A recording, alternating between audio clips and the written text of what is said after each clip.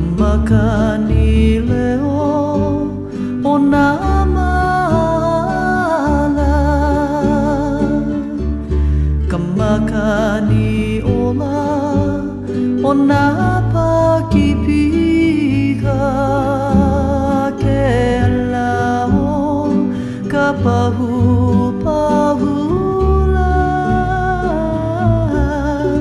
ka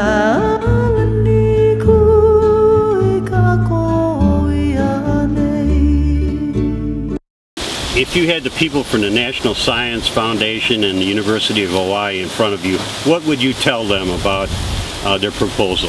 Well, I've told them before many times that it shouldn't happen. It's an insult on our culture. It's a total insult, not only on our culture, but people that come here. People come to live and to get the alveons of the Aina, the land, and cannot receive this because of this intrusion that when they go up to Haleakala.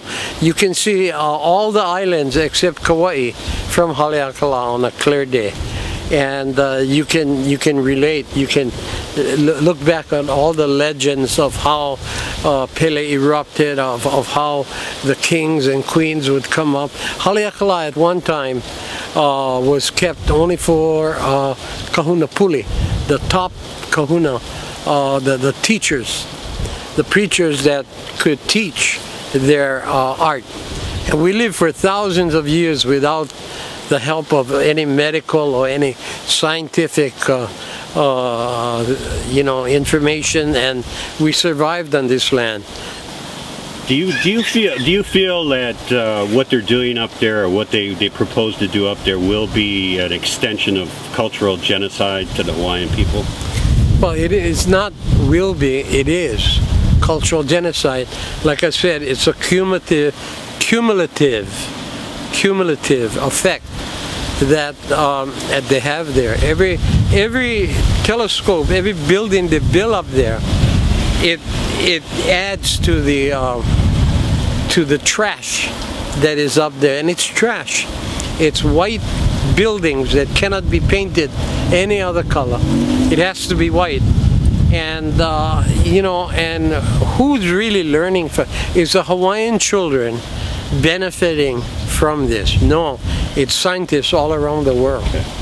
How is your feeling about this? Do you think that if they press on with this, there'll be demonstrations, and there'll be people just like blocking the roads up there, or what direction do you think it'll go? You know, I have several strong convictions. One of them, that we gotta do something like that. We gotta legally protest the traffic, the widening of the road. Protest, I mean, by having pickets. And then on the other hand, on top of that, we gotta make sure, if this thing is happening, that all the cultural sensitive things are protected and followed. How to do that, that's the question. You know, is that possible, though, that they could develop up there and still respect the Hawaiian tradition? No. No. Not really. Okay. Because it's our hands are tied. It's a done deal. And so all what you have to do is see that they maintain this spirituality that we have, and it's a very confusing thing. How do you do it? You know, if you help them to make sure that they follow, are you selling out? You know, and if you don't, then are you abandoning the cultural essence of what the mountain is all about? How have you reconciled? I don't know. In my heart, I haven't yet. No. Okay. It's something that I haven't reconciled. Okay. It's a very ticklish, very difficult situation, because I set up all the criteria for a cultural monitoring, for preservation of cultural sites, of what people should do while they work up there, and I'm concerned as to who's going to bring forth, or who's going to be the watchdog. You know, is it somebody that's going to be siding with them, letting them slide by, you know, and that's my, you know, right now I'm very, very frustrated, very torn. Okay. But you don't really trust them either, do you? Oh, of course not. You cannot trust them because they completely ignored our culture and our cultural demands way back, years ago. So I cannot trust them. When they removed, when EOS was built, I had set up criteria, and that's why I'm scared, because who will be watching them? You know, I set up criteria for them to, whatever they take out from the land, any holes, that it stays on the site. I was sick for 3 weeks. They took 1.5 tons of rock down to the rock crusher and crushed it. And myself, Papa Kalakia, and went and prayed on a pile, and I followed 8 truckloads back to the national park so that they can use it in repairing cracks within the crater.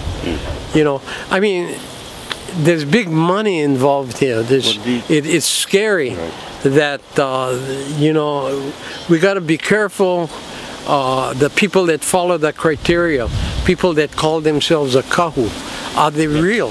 That's what I wonder. You know, are they real? Could they just appoint somebody and give them $50,000 a year and then do anything they want to do? I plan to question that.